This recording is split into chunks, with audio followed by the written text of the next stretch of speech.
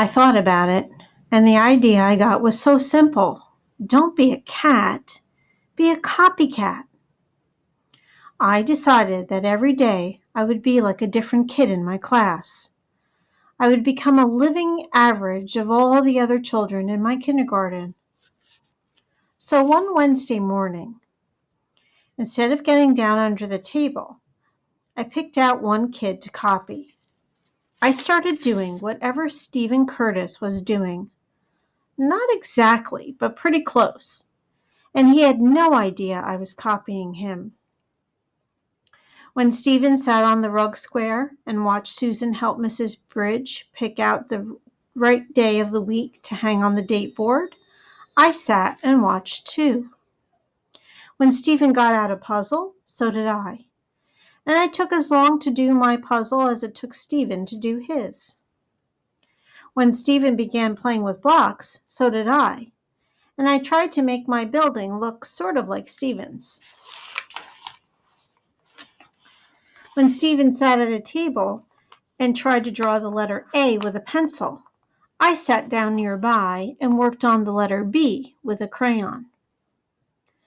I could have written any letter perfectly, and hundreds of whole words, too, but I made it look like writing a B was as hard for me as writing an A was for Stephen. The morning went by quickly, and I was amazed at how many different things Stephen did. Kindergarten took on a new meaning for me. It had become my laboratory. The next day, I decided to be like Caitlin. She threaded beads, and so did I. She played in the dress-up corner, and so did I. When Caitlin colored some butterflies, I did too. And I even joined Caitlin and 3 other girls in a game of tag during outside recess. It was another educational day for me. Mrs. Bridge was thrilled about the sudden change in my behavior, and so was the special education teacher, and of course, so were my parents. And once I turned into an average kid, the pressure stopped. However, I was just getting started with my research. Helen, Laura, Ron, Kathy, Philip, Jeremy, Karen, James, Kim, Susan, Elliot. I played copycat day after day, always shadowing a different kid. Each day was new and interesting. I felt like I was part of the class, and I liked that feeling. But I also learned that I liked being so smart, because by kindergarten I had figured out an important fact about me. I was a genius. The things that most kids found difficult were easy for me.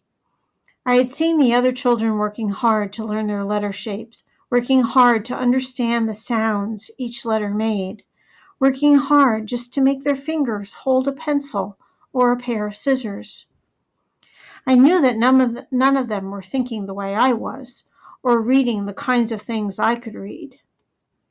Megan was the only other kid in my class who could read at all, and just some simple picture books. Day by day, I got a clearer idea of how far ahead I was. That didn't make me think I was better than the other kids, though. The more I got to know them, the more I admired them. I was amazed by all their hard work. I realized that I didn't have to work like they did, and that I never had. School was different for me. Everything was different for me. There were 15 kids in kindergarten, and each one had a turn at being copied. So I was about 2 weeks before I spent another day copying Stephen. And it was wonderful because right away I could tell that he had made some progress. Stephen must have been working on his letter shapes because now he could draw A through O perfectly. Except he made his capital G backward every time. I wished I could help Stephen with that, but I knew I didn't dare. Not if I wanted to keep my secret. So I chose D as my backward letter, and I thought, in a couple of weeks, when it's time to copy Stephen again, maybe he'll have that G turned around. but 2 weeks seemed too long to wait. That's why I followed Stephen the very next day, and then the next 3 days after that, and then all the next week too. I watched everything Stephen did for 9 days in a row, and I heard everything he said. It was an in-depth study. Stephen wasn't one of the smartest kids in the class. I could see that. But Stephen was such a good worker. If he couldn't do something, he was patient and he didn't give up. If something was too hard, Stephen didn't get mad at himself. He simply moved on and then went back to it. And sooner or later, he figured it out. He liked to sit alone sometimes and look out the window or draw shapes with a pencil or crayon.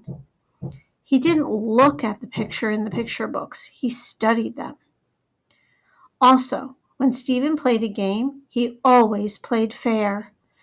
And the most important thing to me was that during all the time I watched him, Stephen never said or did one mean or angry thing. Not once. To anyone. Even if someone was mean to him first. Then one Monday morning, Stephen was absent. Same thing on Tuesday and Wednesday. I almost called his house Wednesday night to make sure he wasn't dying or something, because the thought of school without Stephen was suddenly the worst thing I could imagine. When he got off the bus on Thursday morning, I wanted to run over and give him a big hug. Of course I didn't.